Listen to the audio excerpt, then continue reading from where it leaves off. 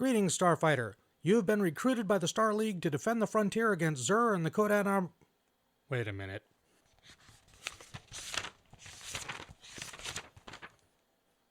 Oh. Wrong intro. Sorry. Greetings and welcome, or welcome back. Before we begin, please consider dropping a like and subscribe, maybe leaving a comment. It always helps the algorithm. Now, on with the story. The Xiu Chang Saga by user Hume Reddit. A story set in the Jenkinsverse by Phillip Johnson. Chapter 5. A Wounded Rabbit. Part 1. Date point: 2 years, 8 months AV. Rimward border of Dominion. Station Hopeful Endeavor. Orbiting Hergaranist 7. She had a name once. She hadn't used it for a very long time. Meat slaves weren't permitted names. They were food, sometimes labor, and it made no sense to give a name to something that was going to be eaten anyways. Somehow she'd escaped that particular fate. She'd been judged more useful to work, to fetch drink and rub oils into the Master of Masters, the most terrifying of all the Masters, to salve the places where cybernetic augmentations joined with his flesh.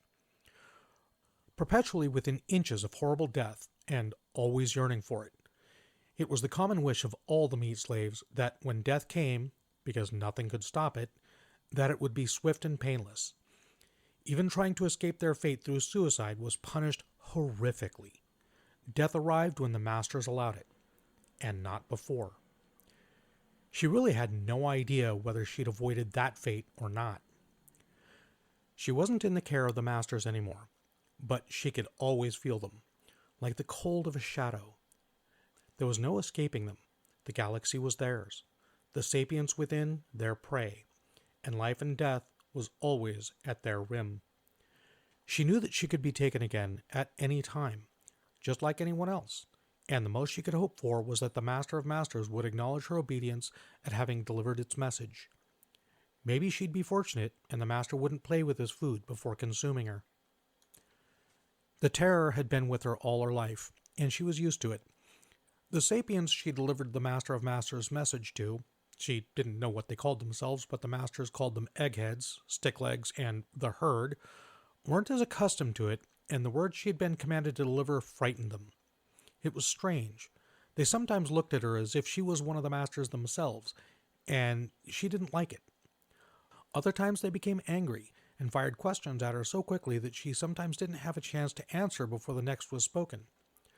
Eventually, she ran out of answers to give, and she was handed over to an egghead. His attitude was refreshingly cold, simply examining her for some purpose she didn't understand. He also snidely told her that he was a Corti, commanding her to stop referring to his people as eggheads. She was grateful for the order. Obeying was all she knew how to do. The aimlessness since she'd arrived and delivered her message had been upsetting. She worried a bit when he drew blood, as slaves that were overly damaged were relegated to food status, but the mark was small and easy to ignore, and she didn't think it would harm her ability to serve. "Your name is apparently Triaman," he said in a bored voice, reading one of the holographic displays in what was called a medical bay. "You are one of the early colonization efforts sent out by Gao. It disappeared without a trace." She barely remembered the before time, before the Masters had taken them. The word Triaman did echo vaguely in the back of her mind. It was strange to have a name. "What do I do now?" she asked. The Master of Masters wasn't here to command her. Who was she to obey? The Corti looked at her with his huge black eyes. He seemed annoyed. "Do whatever you want. It's none of my concern." She was handed off between many of the aliens. None of them could answer her simple question. Eventually, she was given clothes which were meant for her species, simple overalls in gray, with pockets that she could see as useful. Then she was released. Placed in the common areas of the space station she was in, told to seek her species. They'd take care of her. She had no idea what that meant, or how to accomplish it. She didn't know where to go or who to talk to. All she could do was wait. She'd been given a small bag of nutrient spheres. She'd recognized them as the feed the Masters would give the slaves, looted from the ships taken as the masters hunted their own food. She ate them very slowly, barely a bite a day. Like all slaves, she knew that food was never guaranteed, and it was important to be conservative. She slept in the quarters of the station. The blue stick-legs prey, the Vizcatic, who were part of the station's security, would tell her to move along, and she'd seize the orders given with the desperation of an addict. But while they'd tell her to go, they would never tell her where she should go. Eventually, a white stick-legs, Ruckaturktrip, she was told, gave her a fresh bag of nutrient spheres and put her on a ship which took her to a different station. The cycle repeated, and she was put on a ship to yet another station, pushed like trash further and further from the core of galactic civilization. Tryman wasn't offended, merely confused. She wished someone would give her an order. The latest station she was on was far dingier than any of the previous. The lights were all half-lit to save power, and some sections of the large space outpost weren't livable by any species. Machinery broke, and some sectors reeked of steam or chemicals. Others were flooded or unheated, or didn't receive enough breathable air. Despite that, there were a lot of prey, sapiens, aboard this station, most of whom favored the inner core where the heat and lights worked. They would talk and joke and exchange items, very friendly as long as they knew you. If they didn't, it was best to stay far away.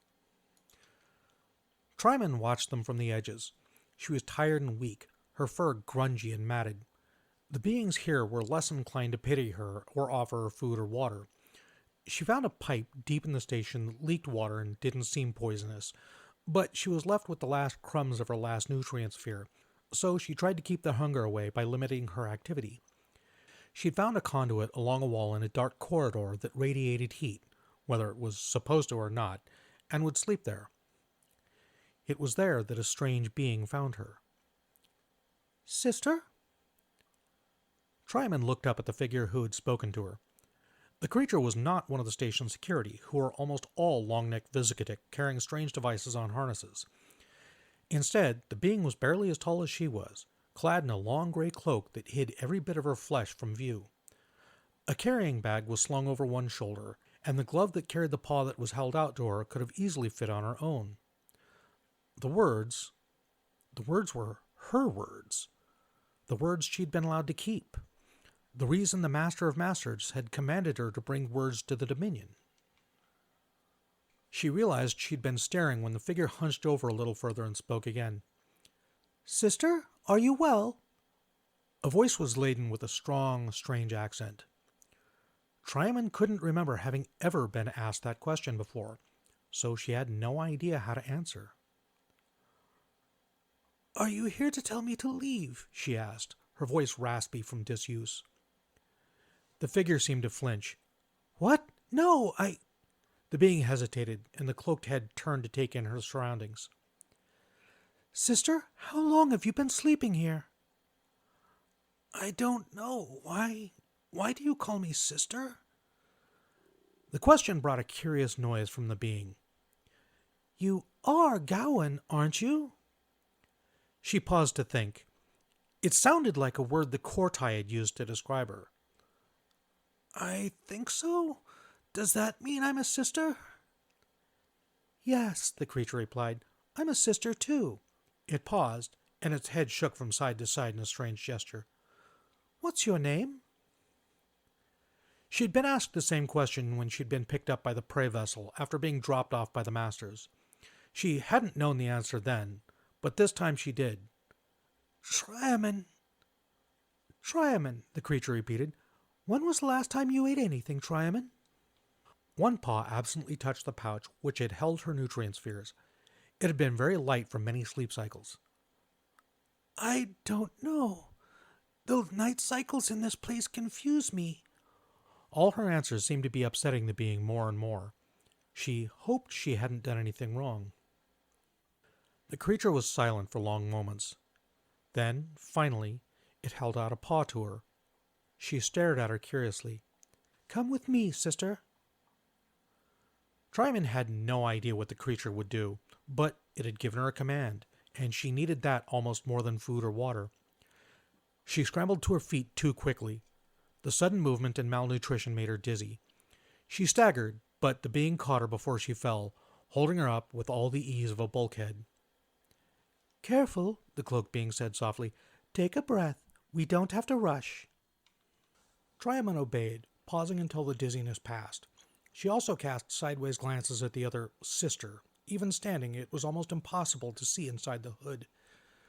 The other female, she assumed it was female anyways, was wearing a scarf across her face. The scarf extended out in a way that implied a muzzle like Triamon's own, and above it there was a glitter of dark eyes surrounded by pinkish skin. "Do you feel better?" Triamon bobbed her head. "Okay, we'll go this way to my ship. If you get tired or I walk too fast, let me know." She paused. "You can call me Xiu, by the way." "Xiu?" she replied. It was a strange name, but then so was her own as far as she was concerned. Xiu relaxed slightly as Triamon spoke her name. She gestured and the two began to walk down the corridor to where the slave knew the docking bays were located. They walked silently, though Triamon often glanced sideways at her new companion. She still didn't know what Xiu intended with her, but it didn't matter. Eventually, her curiosity got the better of her, and she surprised herself when she found her muzzle moving almost of its own accord. "If you were the same people as I, should I wear a cloak as well?" she asked. Xiu's head turned briefly. Soft, strange sounds emitted from under her cloak, then suddenly stopped. "No, Gowans don't wear clothing like this most of the time. It pulls on the fur and is annoying," she explained. "Me? Well, I have a condition. No fur. It's very embarrassing. I wear this to hide it." "Oh," Triamon replied. She tried to imagine herself without fur. It would look very strange. She knew what other fur faces, Gowans, were supposed to look like, of course, and she'd seen Gowans without fur. But of course, they were also without skin, mere moments before the masters consumed them. The lucky ones were also without life before that happened. Xiu paused as Triamon made a tiny whimpering sound at the memory. "Triamon, are you okay?" Again the question. "I don't understand," she answered timidly. "What does okay mean?" The sound of a long exhalation came from beneath the hood. Xiu raised a gloved paw as if to touch Triamon's shoulder, but hesitated and lowered it instead. "It means happy, healthy, and you aren't. Let me help you." "Why?" Triamon finally asked. Amongst the masters, the slaves who were too sociable, too helpful to the others, were the first to be eaten. The ones that survived the longest were the ones who hesitated to speak, to associate. They lived among each other without bonding, allowing their misery and wish for a swift end to unite them, and it made it easier when the inevitable occurred. She could tell that Xiu was staring at her from underneath her cloak. "Because you're my sister," she answered. Triamon allowed Xiu to guide her the rest of the way to the docking bays. She led them into one of the cavernous private hangars where a large shuttle, or perhaps a small ship, lay quietly. The hangar's door to space was closed, and the lights were as dim as everywhere else in the station, but the low light seemed not to bother Xiu at all, even with her hood up. The berth was roomy, built to accommodate ships built for the other races of the galaxy, who were almost invariably larger than Gowans, but clutter robbed the area of usable space. Visitors would leave their trash in the hangar before departing, leaving the station management to deal with it. Of course, the management didn't care, so it piled up endlessly until a visitor would either scavenge it or throw it out into space in annoyance. Polymer storage containers stuffed one corner, and bits of debris or discarded ship parts lined the walls. In one corner, near where the huge door would slide upwards to reveal the blackness of space, a maintenance project had apparently begun and then been abandoned. Scaffolding climbed the metal walls nearly to the distant ceiling. The shuttle definitely looked out of place inside the drabby hangar, even to her naive eye. It was painted and smooth, in good repair, which contrasted greatly with the exposed framework and piles of spare parts of the hangar. Xiu walked over to the rear of the ship and tapped on its hull. A holographic display appeared, and she gestured a pattern in the air over it with the digits of one paw. The black bottom of the vessel split open and slowly lowered, forming a ramp. Tryman followed Xiu up the ramp, glancing around curiously at the brightly lit interior, so different from the rest of the station. The masters didn't like light that was too bright, and so the poor lighting of the rest of the station was both comfortingly and terrifyingly familiar. They were in some kind of cargo area, she guessed. The ceilings were very high, much like the stations, built for races that tended to be much larger. The controls were placed in positions reachable even for shorter species, and Xiu had no trouble as she tapped the wall, closing the ramp behind them. Leading her up one of a pair of ramps that led to the upper level of the ship, Xiu gestured as she spoke. "You wouldn't think it, but this is apparently just a long-range shuttle. It's foolishly big, though. It's meant for many species, but mostly She flapped a paw. "The big ones with lots of fur and color stripes. The galley's up here." They entered another room, filled with appliances and some utility tables, with another hovering table off one side near some crystal matrix windows that looked out into the dreary shabbiness of the hangar. Tryman's sensitive nose caught the scent of the food that had been prepared in the room previously, and her stomach clenched painfully as her hunger asserted itself again. She was well used to ignoring such aches, so she said nothing, but her stomach spoke for her as it growled quietly. Xiu's hearing was surprisingly sharp, and her head turned to regard the female from beneath her hood. "You must be very hungry. Do you want me to cook you something, or should we start you with something more bland, like a nutrition sphere?" She could only blink at the question. She'd only ever known eating what was given. "I don't understand." Xiu stared at her quietly, and she battled the need to fidget, worrying that she'd answered the question wrong. Finally, the other spoke gently. "Okay, a nutrition sphere, and a cup of water, I think. Maybe I'll have the same. Have a seat, this won't take long. I hope you don't mind if I ask you some questions while we eat." Ayma knew that their new nomadic life was difficult for Xiu, all the more so because she felt like she was dragging the Gowan mother and Regaari on the run with her. An illogical worry, but feelings were rarely based on logic. If anything, it was Ayma who'd forced the life upon her, stealing her human friend away even as she lay sleeping on her hoverbed in the medical bay of the rich plains. It had been strange working together with Furfeg, who, up to that point, she'd actively despised. The diplomat ran interference, arranging for security patrols to be diverted and for the captain's yacht of the diplomatic vessel to have its security protocols left open. Finding Regaari waiting inside the yacht when they'd arrived had also been surprising. And yet, not. His arm still encased in his protective kinetic brace, the White Crest male had glared at her. But it had been the kind of glare that wasn't scolding her for what she was about to do, but for not inviting him along as they did it. "We're leaving, Officer Regaari," she said. "We don't know when we'll be back to Gao, if ever. You have duties." "My current duty is escorting you and Sister Xiu," he responded. The yacht wasn't equipped with the translators that helped the two Gowans pronounce the human's name. "The Mother Supreme didn't place conditions on that assignment. I knew it would come to this as soon as I heard the general broadcast, and I'm guessing Ambassador Furfeg agreed." If he noticed her staring at him rather stupidly, he was too polite to comment. "So, are we stealing the ship or not?" Getting away had been appallingly easy. The shuttle bay was still a shambles because of the Hunter attack, and the rich plains still hadn't brought its FTL back online. They were out and away before anyone even protested, and Ayma had her suspicions that the lack of response was because the crew of the rich plains were only too happy to have the human away, even though they all owed their lives to her. They'd been sitting in space nearly 2 Gowan days later, deep in the black and far from commonly traveled lanes, when Xiu finally woke from a drug-induced healing sleep. Regaari had been in the yacht's cockpit, quietly hacking the ship's registry identifier. She didn't ask where he learned to do that. So it had been up to Ayma to explain to Xiu where she was and why. "Why?" Without the translators, Xiu was forced back to her simple Gaori, and it was a struggle for her to remember the words under the weight of the drugs and her injuries. "Why they do this? They took us? Now they scared we here?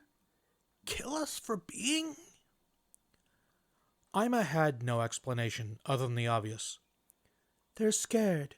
Scared and stupid." As Ayma had suspected, Xiu utterly rejected the idea of returning to Gao and placing it in danger. In fact, she demanded that the Gao make a statement that the lone human had left the world. just for the sake of those ears that might be listening. She slipped into a depression even worse than when she'd learned her home system had been caged, and this time there were no cubs to drag her out of it. Her metabolism burned through the few painkillers they'd been able to steal from the medical bay swiftly, so healing was a long and painful process.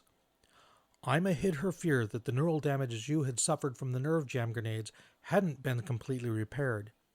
But after 3 days, with no seizures or other effects, she was pleased to, grudgingly, concede that Tra was every bit as talented as the Corti doctor claimed. A few 10 days later, Regaari and Xiu removed their kinetic braces together. Although Regaari immediately began training himself, recovering the mobility and strength he'd lost while his broken elbow repaired itself, Xiu did not. In fact, she spent much of her time sleeping. Her body had recovered, her spirit had not. In many ways, her depression seemed too severe, and Ayma worried. Tra had muttered something about how finely tuned the human brain was, as delicate as their bodies were sturdy. It was why they were so vulnerable to nerve jam grenades, as it took little to upset that balance. Xiu had avoided paralysis and seizures, but was there other, finer damage that had been done? If there was, what could they do about it? They couldn't visit a doctor, not in the current political climate. Fortunately, there were other, non-medical ways of helping her friend. The first had been taken by Regaari, and Ayma wondered why she'd ever thought of leaving him behind. The yacht was a bulky thing. For Governor Agavendrigan, it was merely comfortable, but for the smaller species like Gowans or humans, it was cavernous. The upper deck held the cockpit and galley, while the lower deck contained the small medical bay and the 3 sleeping areas. The latter third of the ship was a large storage area spanning both decks, the rear bulkhead capable of swinging downward to form a ramp for loading and offloading. Regaari had instructed Ayma to wait in the storage area. Curious and bemused, she'd obeyed, while he went to fetch the lone human who was moping in the room they all slept in. Then he demonstrated that combat, hijacking, and hacking weren't the least of the knowledge the White Crest bodyguard possessed. For instance, it was thought that nothing short of anti-tank weaponry could dislodge an obstinate human. Regaari proved otherwise. Simply grip the upper part of a human's ear with 2 digits of a paw and partially unsheath their claws. The human will become quite compliant. Ow! Ow! Ow! Regaari, stop! Ayma blinked as the other Gowan led Xiu into the bay. The human's ear was held in his paw, her face was twisted in pain, and though she was perfectly capable of swinging the Gowan over her head, she was hunched over as her arms flapped impotently. She cursed in both of her human languages, and even included a few choice Gowry words that Ayma was quite certain she hadn't learned from her. She sighed and made a mental note to scold Yolna over the next message home. Enough, Regaari said coldly as he released her. She rubbed at her ear and grumbled, but didn't test him by trying to return to her bed. The male reached over and picked up his pulse rifle from where it had been leaning up against a bulkhead. He held it in front of him. It is time both of you learned how to use one of these. Ayma startled, but Xiu voiced surprise for both of them. You want us to learn? She struggled for the word. Shooting? I want you to learn to shoot, yes. But why? I hit things. It's better. Except when your enemy has a nerve jam grenade, he pointed out sternly. She wilted and remembered pain. But why? Why Ayma too? He looked at her as though the answer was obvious. Because you are sisters, and sisters protect each other. The human had reluctantly learned how to use the weapon, as had the Gowan mother, but it was hardly the limit of the male's plans. A couple of days later, he unveiled the second part of his plan, a long gray cloak which would cover Xiu from head to toe, a pair of gloves, and even a scarf to cover her face, which had even a conical piece of plastic attached to the inside to imitate a Gowan's muzzle. You are Sister Xiu, he explained, a Gowan female who is unfortunately burdened with Hayari syndrome. Ayma winced. Hayari was a humiliating genetic affliction, one that caused a Gowan's fur to fall out in large patches. Then her ears flicked as she realized the male's brilliance. Why? Xiu asked as she held the garments, but her voice wasn't as downtrodden as it had been. Because in 2 days' time we will arrive at the station Onward Endeavor, he said. I will need to visit the station communications center to make my report to the Mother Supreme, and while I do so, you and Mother Ayma will pick up supplies. Ayma had been incredibly nervous, her fur practically standing on end. Xiu wore her cloak and scarf, shuffling quietly alongside her as they walked through the station. She was acutely aware of Xiu's accent when she spoke, of the immovable density of the human when they'd bump into each other navigating the crowded confines of the marketplace that stretched across several levels in the cylindrical core of the station. But it worked. They were both newcomers, so her slightly bewildered look was really no different from the Gowan females. Gowans were still relatively rare across the Dominion, the member world too new for anyone to have bothered learning the language themselves, and translators hid accents. The other denizens of the station would glance at them, and their gaze would shift away to find something more interesting. Even the station quartermaster dismissed the disguised human standing not 2 paces away from her with a bored sniff. It was bold. It was risky. It was exactly what the human needed. If Xiu had imitated Ayma well while outside, then she was doing a more than passable imitation of little Myun when they returned, nearly bouncing off the walls. The difference in their friend was like night and day. She took to wearing the cloak even while they traveled in the yacht, and she seemed to watch Ayma with a critical eye. It was strange, and a little disconcerting, honestly. She is studying how you move, Regaari explained when Ayma commented on it to him. She thought nothing could disturb the businesslike demeanor of their bodyguard, but he was visibly amused. The humans stand taller and they walk with long strides. Do you see any of that when she's wearing her disguise? And in truth, she didn't. She was also embarrassed to note that Xiu had taken to moving her gloved fingers in imitation of the way Ayma would pick her sheathed claws against one another in idle thought. You forget that she was studying to be an actress on her homeworld, Regaari pointed out. And yes, he was definitely amused. The content may be different, but the human actors value the same thing our own do, surrendering yourself to the role. The disguise worked perfectly on that station, and the next. Regaari was the one choosing their course, and neither questioned him on his choices of ports of call. Ayma did note that their course generally took them along an arcing path that was nearly on the opposite side of the Dominion from Erbzerk Station, where the infamous human who had ignited the war with the Hunters had been sighted. A lazy tour of backwater stations, where sapients who wanted to be left alone weren't remarkable, and the curiosity and concern about the Deathworlders species wasn't quite as intense. It was on the 3rd station that Xiu found her small piece of home. Ayma, look at this! Ayma wandered over from where she had been speaking to the bored-looking Ruhr quartermaster. The details of having the yacht's consumables resupplied had been dealt with, so it was one less worry. Meanwhile, Xiu had wandered a small distance, scanning the station's commercial area from underneath her hood. A shop had caught her eye, a vendor of curios.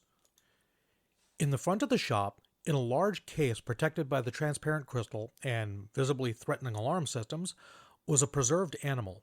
Ayma twitched her muzzle in distaste. Killing animals and displaying the corpse was not something Gowans did, though she did know of the practice.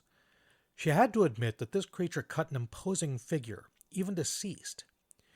It was covered in orange fur decorated with black stripes, and it had been posed in a ferocious stance, its teeth bared from its whiskered muzzle. It reminded her of a gricka, but no gricka had ever grown so large, thank the stars. This creature was as long as Ayma was tall, and its paws, nearly 4 times the size of her own, held claws that looked fit for shredding starship hull. "It is a tiger," Xiu said, and her voice was a mixture of awe and surprise, and she struggled not to speak too loudly. "It is from Earth." "Really?" Ayma replied, sharing her surprise. She looked at the creature's teeth, which looked more than a match for a Volza. "Creatures like this live on your world?" "Not many," Xiu replied, her accent stronger than usual. Ayma realized she was angry. "There are not many tigers. They are very rare, very precious, very beautiful. And someone has killed one to display." Ayma had her reservations about calling such a clearly dangerous animal beautiful, but it was obviously very important to her human friend, so she didn't argue.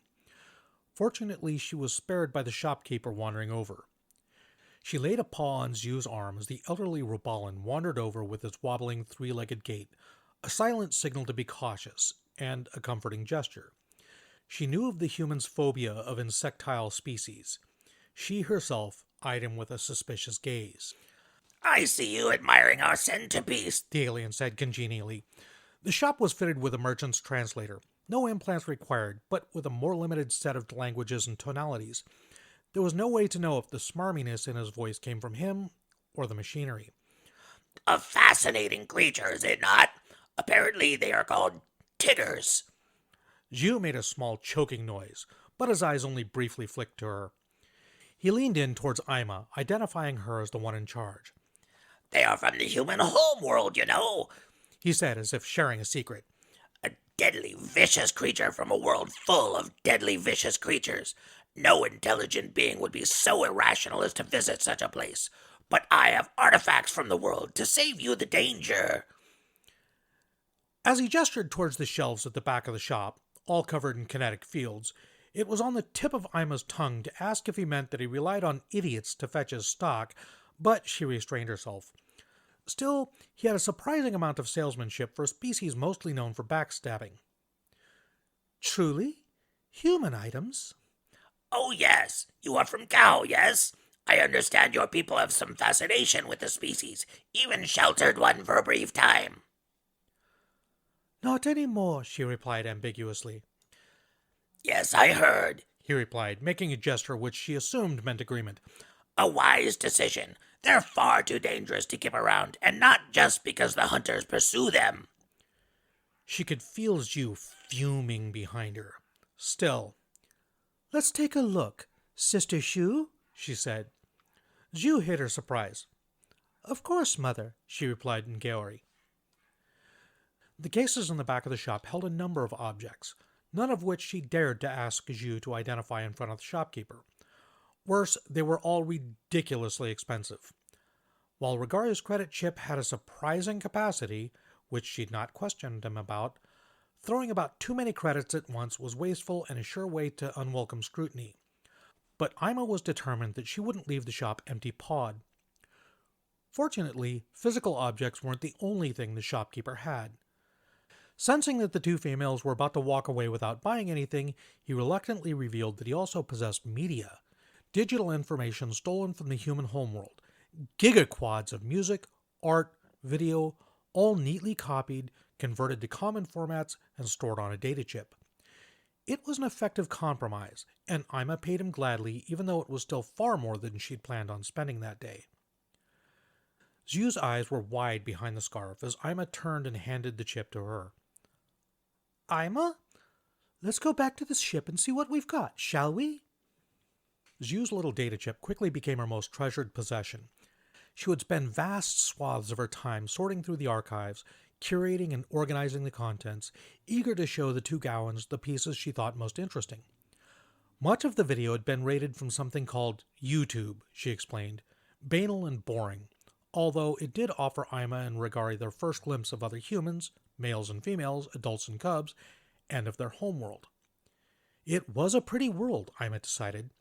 The climate and geologic variance was astonishing, between desert and tundra, jungle and ocean, canyons and mountains. Yet they were attractive in their extremes, even if Ayma would never want to live there. The humans certainly seemed to enjoy it, though she definitely had to question the sanity of those who paused to film a tornado or an earthquake, or even actively chased them. Then Xiu found and played something called River Dance, and they were rapt. Dozens of humans moving with astonishing coordination and strength. Other species might be able to emulate the motions, but never with such effortless grace. Gravity simply meant less to humans, and there was only motion and music. And the music! Ayma actively disliked most of what was found on the data chip, with its rough rhythms and thumping beats. But the music these humans danced to was joy turned to sound, and they transformed themselves into instruments with their tapping feet. There were other treasures on the chip, but Riverdance remained Ayma's favorite. It was interesting to see Xiu expound on the stories and the meanings behind the movies, despite her still somewhat limited vocabulary, and Ayma was reminded again that this was her clan sister's area of study. She was surprised by the depth of it.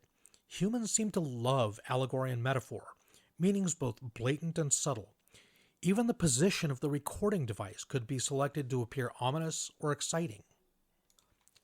That one spontaneous purchase raised Xiu's spirits immensely, and Ayma congratulated herself on credits well spent. She also made careful note of how her friend would watch the human actor Chow Yun-fat with a very intent gaze. She suspected that if he were to appear out of thin air, Xiu would offer him a mating contract on the spot. Useful data for teasing later. It was a few 10 days after that discovery that they arrived back at the yacht to find Regaari waiting for them with another piece of hope. As usual, the male had made a visit to the communications center of the station as the two females replenished the yacht's food, fuel, and breathables. On-ship communications equipment tended to be limited, and stations had the facilities for bulk FTL data transfer. Regaari would take the video letters the two females would put together, Ayma to the other mothers of their home commune, and Xiu would put together greetings and kung fu lessons from Yun and the other cubs, all of whom missed the human terribly, and encrypt them using a cipher available only to the Mother Supreme and the others of the Whitecrest clan. He would bundle them with his own report to Guillemai and send them off, waiting patiently for the encrypted data packet containing the reply. It was on that day that the data packet contained something extra, a name provided by Mother Supreme and the agents of the Ebony Paw clan.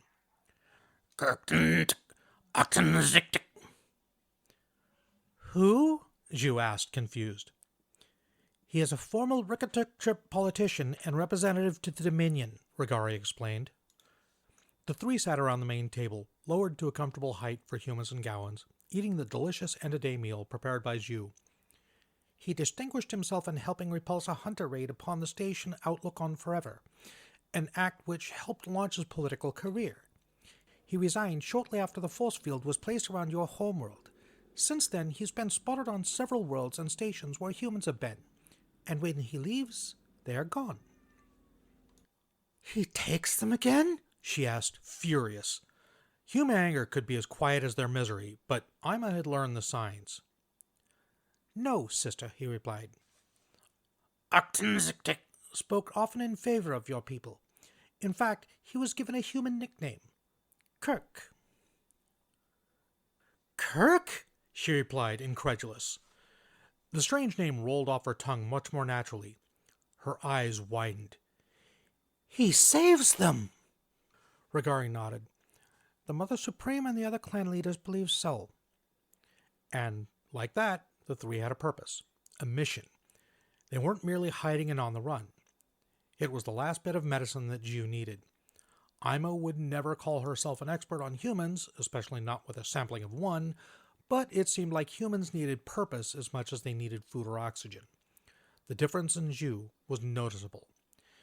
And on the odd occasion when she would hit a low point, when the separation from her homeworld and her people became too much and she'd retreat to the sleeping room to shed water from her eyes, crying, she called it, well, Ayma had been caring for cubs over half her life. She knew what to do. It was no easy task they had set for themselves. Kirk was, by all accounts, a clever member of a clever species, and with the great hunt on, he knew better than to announce his ports of call, both for the safety of his wards and the safety of the places granting him shelter.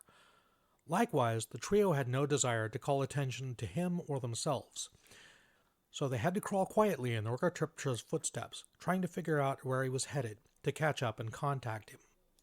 They would stop at stations or colony worlds on the periphery of civilized space, making quiet inquiries, resupplying and moving on. Never did they catch up, but there were hints that something grand was in the works, some ploy or plan, and it only doubled their desire to be circumspect.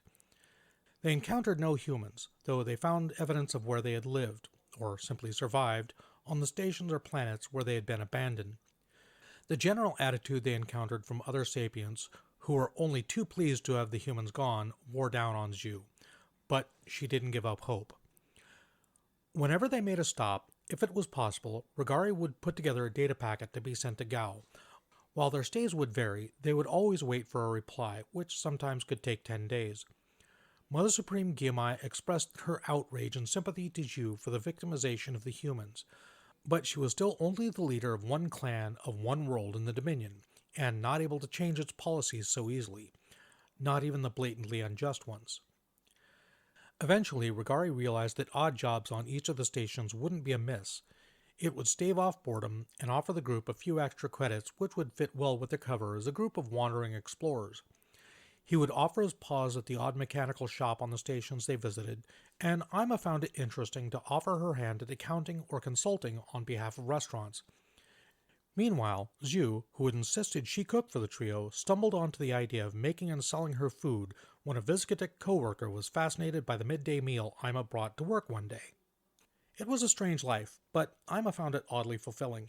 She'd always been a bit of an adventurer, thus her decision to volunteer as a colonist, which had resulted in meeting Xiu in the first place. So travel didn't bother her. Meanwhile, Regaari was pleasant company, even if they weren't in any sort of situation to make offering him a cub reasonable, though she thought about it often, however. And Xiu? Well, Xiu was her clan sister, and sisters stood together. Good morning, good afternoon, or good evening.